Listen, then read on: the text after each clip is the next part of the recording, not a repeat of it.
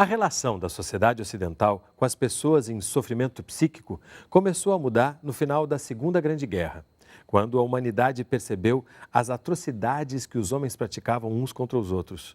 E, enfim, se deu conta de que atos absolutamente iguais àqueles praticados durante a guerra eram habitualmente realizados contra os doentes mentais, em instituições que em nada se diferenciavam dos campos de concentração. Franco Basaglia resumiu de forma decisiva e reveladora esta condição ao se referir aos crimes da paz, praticados em nome da ciência, da ordem e da razão. Trecho de Saúde Mental e Atenção Psicossocial, de Paulo Amarante.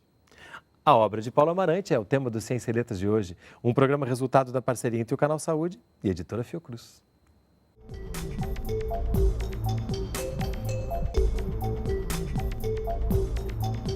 Conversa comigo no estúdio do Canal Saúde o médico psiquiatra, mestre em Medicina Social e doutor em Saúde Pública, Paulo Amarante. Seja bem-vindo, Paulo. Queria começar para falar da sua trajetória falando da infância mesmo. Se você lembra, em algum momento da infância ou um pouco mais tarde, quando que a questão da loucura, quando que isso que a gente chama de loucura, né, que tem tantas possibilidades, como é que isso aparece na sua vida? Você tem essa memória? Tenho, sim.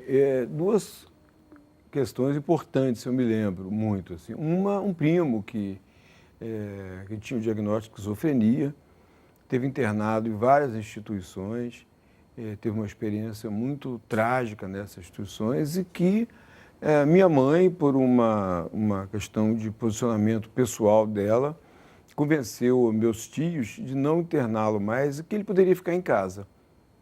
E ele ficou em casa, eu, inclusive, a primeira edição do Homem e a Serpente, eu dedico a esse primo, a memória dele, o César Frederici, que nunca mais foi internado. Ficou em casa durante muitos anos, viveu com a gente e foi minha primeira experiência de desinstitucionalização. Tem uma outra? Você falou, lembrava de duas? A outra foi de uma pessoa que era um louco de rua na minha cidade, no interior do Espírito Santo, em Colatina, que nós o chamávamos de João de Deus, e que há dias atrás eu descobri no Facebook que o João de Deus existe ainda, está vivo em Colatina e vive na cidade ainda. Então, uma cidade que não tinha hospício, né? Então, eventualmente, quando internava, mandava para outra cidade, e que por essas características de cidade do interior, uma relação diferenciada com a loucura, com o transtorno mental, ele vivia na cidade, vivia de casa em casa, vivia pela ajuda, a compreensão das pessoas, e entre das quais a minha mãe, que sempre era uma pessoa muito ligada à igreja, à caridade, à filantropia, e que tinha uma relação muito próxima ao João de Deus. Ele, então, vivia encostado na nossa casa, era acolhido para comer, para dormir, algumas vezes, tinha um quartinho lá,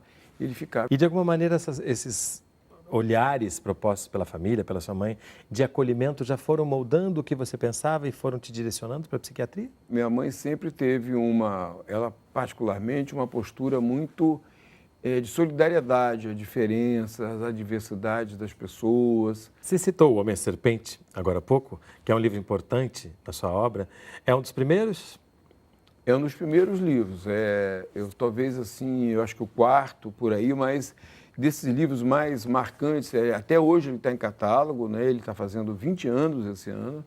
É um livro que está em catálogo, ele regularmente é republicado, reeditado pela editora Fiocruz, do jeito que ele foi publicado praticamente.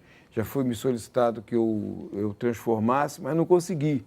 Ele tem uma contribuição, um papel, e eu sinto que até hoje ele tem uma função, à medida que ele continua sendo indicado para concursos, para cursos, muito usado em teses, monografias, dissertações. Então, é um livro que foi e tem sido uma das fontes regulares de fundamentação da reforma psiquiátrica brasileira. E ele tem um foco importante no trabalho do Franco Basaglia, que eu citei ele aqui no início do programa. Inclusive, O Homem e a Serpente, ele vem de uma parábola. De onde vem esse título? É uma fábula que o Franco Basaglia contava repetidamente, né, que foi muito importante para ele. Ele foi preso político, ele foi partidiano, lutou contra o fascismo na Itália, foi preso enquanto estudante, ficou alguns meses preso, por sorte a guerra acabou, ele foi libertado, mas ele conheceu essa fábula do Homem e a Serpente na prisão. de um homem que é preso e dentro da prisão uma serpente entra no seu organismo, né? Entra no seu estômago e que se alimenta dele. E ele fica sonhando o que ele fará quando a serpente for embora. Mas ele particularmente não faz nada para se livrar da serpente. Então, quando a serpente um belo dia, como se diz, resolve ir embora, ele descobre que com ela tinha ido o projeto de vida dele, os desejos, os anseios, a perspectiva, a história de vida. Então, que ele deveria ter lutado contra a serpente. E o Franco fez isso na sua vida, na sua experiência, enquanto prisioneiro, e depois ele relacionou isso ao manicômio. Quando ele viu que o manicômio era um tipo de serpente que corroía por dentro, que comia, que retirava o projeto de vida, e mais do que medicar as pessoas, tratá-las enquanto doentes, ele deveria reconstruir o projeto de vida dessas pessoas, lutar para que elas não perdessem o objetivo de vida. Num determinado momento, né, você fala, já nesse outro livro, que é Teoria Crítica em Saúde Mental, que também reúne vários textos seus ao longo da sua trajetória, você fala sobre o fim dos manicômios, você diz, não há luz no fim do manicômio, há luz com o fim do manicômio. E aí a gente chega nesse momento da reforma psiquiátrica, onde isso era muito importante, né, de marcar isso. Como é que você pensa esse período e os reflexos dele hoje em relação à luta antimanicomial, especialmente? Eu continuo achando, assim, um dos primeiros livros meus, assim, é um livro esgotadíssimo, não tem mais, chama Psiquiatria Sem Hospício, né? Em que, em certo sentido, eu levantei esse debate que era possível fazer uma psiquiatria sem hospício e que só era possível fazer, inclusive, uma boa psiquiatria sem hospício. A gente pudesse reconstruir as relações com essas pessoas, que não passasse pela tutela, pela custódia, pela relação de medo, de periculosidade que o manicômio representa. De anulação da identidade. De anulação da identidade, de deshistorização, como Franco Basaglia dizia, com essa ideia do homem-serpente. Então, eu continuo achando que uma boa psiquiatria, uma forma de fazer a psiquiatria boa, passa pela extinção dessas práticas que são práticas de tutela, de custódia, de controle, de vigilância, de gestão da loucura e da periculosidade. Estabelecer uma outra relação, uma relação de vínculo, uma relação de contratualidade. E essa reforma psiquiátrica, que foi tão fundamental na nossa história, você acha que ela, assim como a gente fala do SUS, né, que está sempre em construção, ela também está em construção, ou a gente pode entender que algumas coisas a gente superou quando se fala de reforma? Não, eu acho que não supera, não. Eu acho que, assim, dentro do pensamento do Franco Basaglia, que falou do homem-serpente, ele dizia, é necessário colocar a doença entre parênteses para lidar com o sujeito, com a pessoa. Há muito de saudável em toda pessoa doente, né? Exatamente. Então, você tem que descobrir esse lado, essa história positiva de projeto, de desejo, de pontos que reconstrói a vida da pessoa. E, ao mesmo tempo, a gente está falando da própria sociedade em geral, né? Porque, falando do indivíduo com sofrimento psíquico ou da questão da saúde mental, a gente está falando de todos nós. E, muitas vezes, eu acho que isso também é difícil de entender, né? Que, como diz Caetano, de perto ninguém é normal, né? Todos temos algum grau de distúrbio, de desequilíbrio. E por que será que, então, é tão difícil a gente ter empatia com essa pessoa que está manifestando esse sofrimento com mais força? Em primeiro lugar, por toda uma cultura centrada na doença, que a gente acredita que tudo que é diferente, que é diversidade, é patológico. A gente está construindo uma sociedade que supostamente não pode viver com sofrimento, não pode viver com a falta, com a dor, com a perda, com o luto, né? Então, alguém que expressa essa ideia isso de fica normalidade, perigoso, né? Exatamente, essa ideia de normalidade, ela acaba sendo um princípio muito absolutista, né? Em que o que é ser normal, né? Se você for ver, o Franco Basaglia tem um outro texto também importante, eu trabalhei muito a obra dele, que ele fala a maioria desviante, né? Então ele diz, se você for ver quem é desviante, aonde está a norma, né?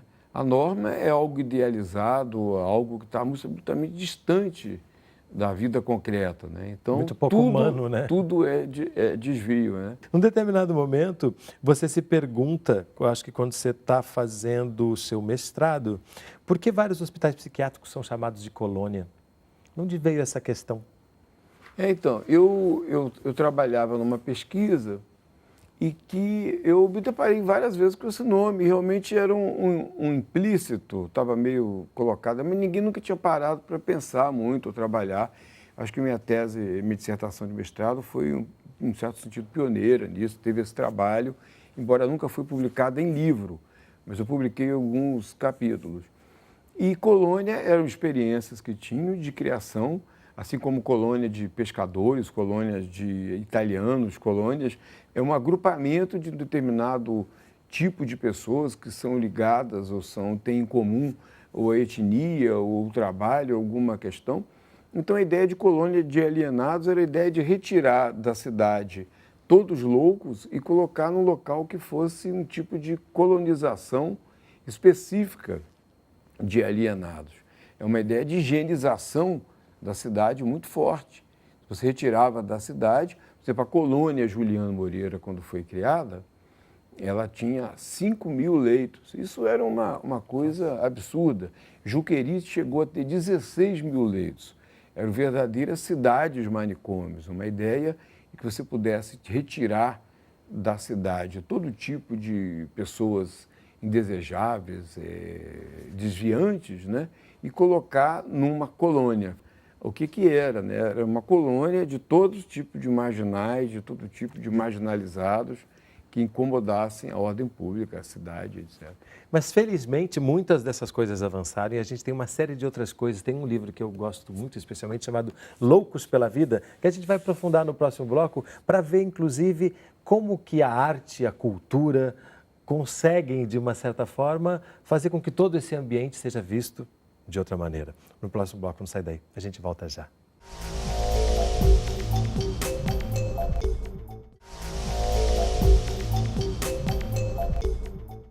Ciência e Letras está de volta conversando sobre a obra de Paulo Amarante. Comigo no estúdio do Canal Saúde, o médico psiquiatra, mestre em medicina social e doutor em saúde pública, Paulo Amarante. Paulo, nesse livro, Saúde Mental e Psicossocial, em determinado momento você diz, por fim surgiram algumas leituras e alguns filmes. O mais profundo e rigoroso tratado científico não consegue, na maioria das vezes, falar tão diretamente à alma como uma obra de arte. E aí eu queria te perguntar, nessa sua trajetória, alguns exemplos quando a arte realmente fez a diferença nesse olhar mais humanizado sobre o que é ser ou não ser louco. Você tem, que exemplos a gente pode dar para as pessoas entenderem como que isso é potente e poderoso? Por exemplo, o filme O Bicho de Sete Cabeças foi uma obra decisiva em 2001, o ano da aprovação da Lei da Reforma Psiquiátrica. O filme fez a diferença na opinião pública. Né? Realmente eu lembro do impacto que eu tive. E aí, quando eu converso com você, muitas vezes eu me remeto a imagens e a memória justamente desse filme para entender esse universo tão degradante a que as pessoas eram submetidas. Né? Exatamente. As pessoas não tinham noção do que era o manicômio, de como as práticas eram feitas. Todo o processo, né, de construção dessas instituições e gestão delas, a violência que aquilo representava e como era possível mudar. Então, o filme foi, de fato, porque ele toca na alma, ele toca nas pessoas, ele toca em algo não verbal, então isso é muito importante.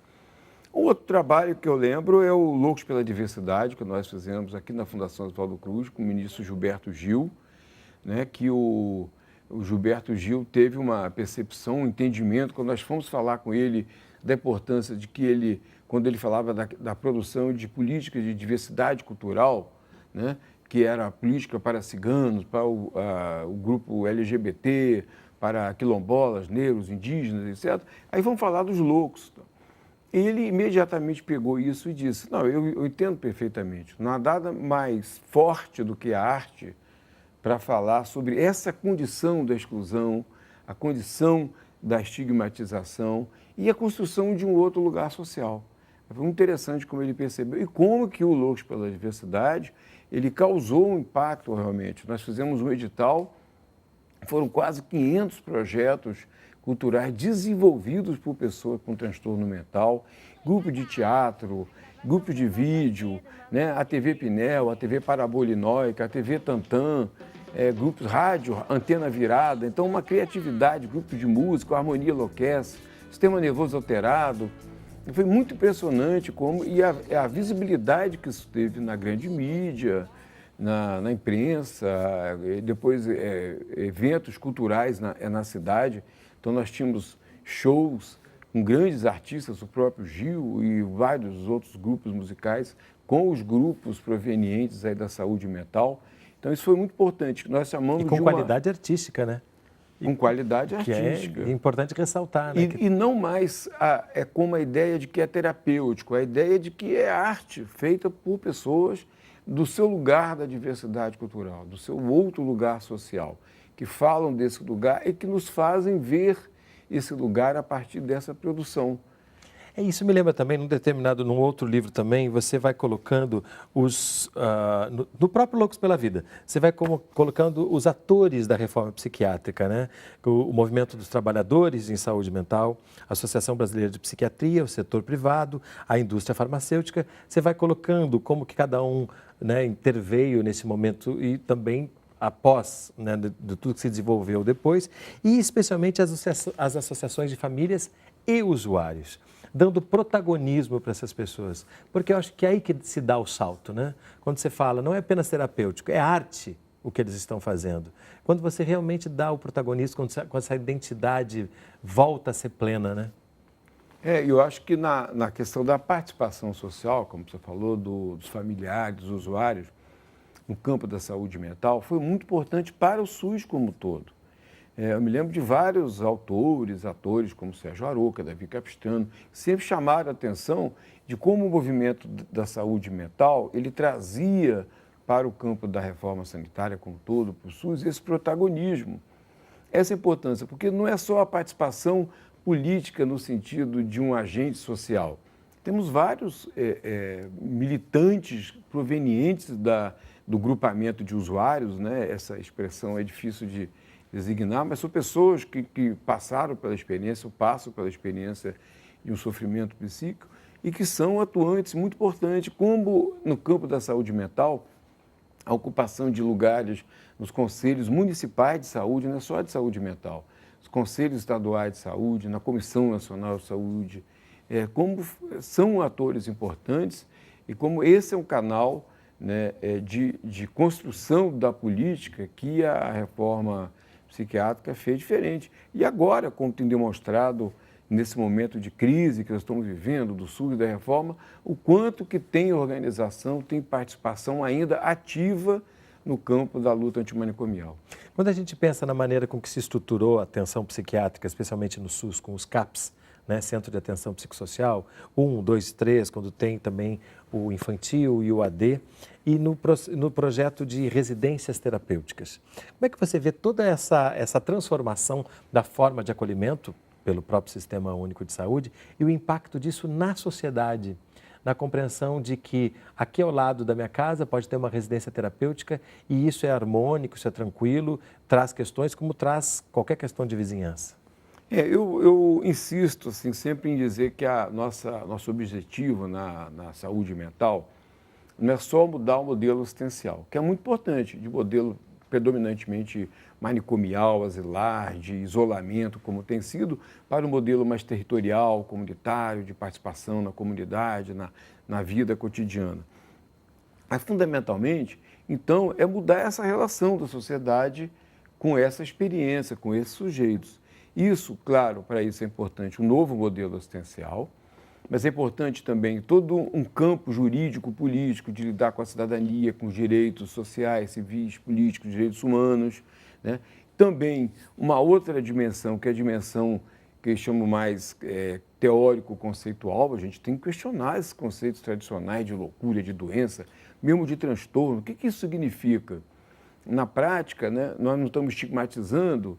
Como nós podemos construir outras relações com essas pessoas sem trabalhar com elas com o diagnóstico, com a ideia de doença somente. E o último campo é o sociocultural, né? É como mudar as relações. Então, a sociedade muda a sua concepção e tem mudado.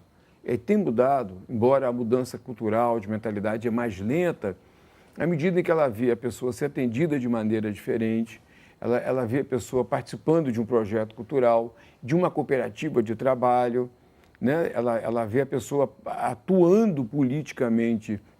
Então, uma liderança da uma área de saúde que está lá no conselho, quando vê uma pessoa que identifica, você é oriundo da saúde mental, é usuário, que ela vê a participação política, isso tudo tem uma mudança muito importante. Mas também tem uma contracorrente, a gente tem um pequeno livro aqui, mas com um grande tema, que é medicalização em psiquiatria, que isso de alguma maneira afeta o dia a dia de muitas pessoas. Esse livro foi o último livro que nós publicamos pela editora Fiocruz, em coautoria, o Fernando Freitas e eu. A ideia é que nós levantássemos, sistematizássemos um pouco mais esse debate sobre medicalização, que implica, em boa parte das vezes, em uso de medicamentos. Mas não só de medicamentos, de outras ações, atos médicos, psicológicos, etc. E, por outro lado, a importância de demonstrar, eu acho que essa foi uma grande contribuição que esse livro tem, né? Falasse o próprio autor, mas que é possível desmedicalizar. É possível ter atuações, práticas, iniciativas que sejam críticas, primeiro, à medicalização, isso já é um ato de desmedicalização, quando você tem uma crítica, entender o processo de medicalização e exercer sobre ele uma crítica, e, por outro lado, demonstrar que existem experiências de desmedicalização importantes internacionalmente e que nós não conhecemos. Você trouxe um livro para a gente do Oliver Sacks. Esse é um autor interessante quando a gente está falando desse assunto, né? Eu tenho uma admiração muito grande, conheci a obra dele, conheço praticamente toda, tem todos os livros dele, e tenho trabalhado, agora que ele faleceu recentemente, né, a gente tem uma necessidade de retornar à obra dele. Mas O Tempo de Despertar foi, para mim, o livro que me despertou. Eu acho que ele tem essa metáfora, ele fala, é importante despertar a sociedade como um todo para essa questão da forma como a medicina lida com a doença. O Oliver Sacks tinha um dos livros dele, que é o Antropogmático, ele tem uma epígrafe que diz: não pergunte que doença a pessoa tem, mas que pessoa tem a doença. Né? Então, simples, mas muda tudo, né? Muda tudo. E ele próprio, na experiência dele com a perna só, que ele fala dele mesmo, internado, com problema na perna, que os médicos chegavam e examinavam a perna, olhavam, falavam com a perna, e ele fala: olha, a perna tem dono, eu sou o dono da perna, né? Existe uma pessoa por trás dessa perna. Então, essa medicina, eu acho que o Oliver Sacks, ele deu uma balançada, ele demonstrou o quanto que a medicina tem que lidar com o sujeito. Não existe doenças cardíacas, existem pessoas com alguma doença cardíaca, mas são fundamentalmente pessoas, e como ele refaz a história da medicina, da anamnese, com as narrativas, a compreensão. Então, ele refez muito o campo da medicina e numa área hard, que é da neurociência, da neurobiologia, da neurologia. Para terminar, a partir dessa trajetória, o que você conceituaria louco hoje? Loucura, ser louco? Então, o termo loucura continua sendo um termo polissêmico, um termo que não dá para conceituar.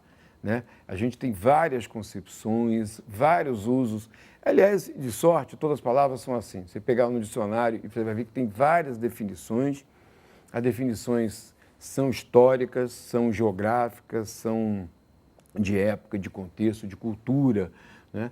Mas loucura, ainda para mim, eu preservo e acho importante lembrar isso que Michel Foucault fez, não uma história da psiquiatria, uma história da doença mental, fez uma história da loucura.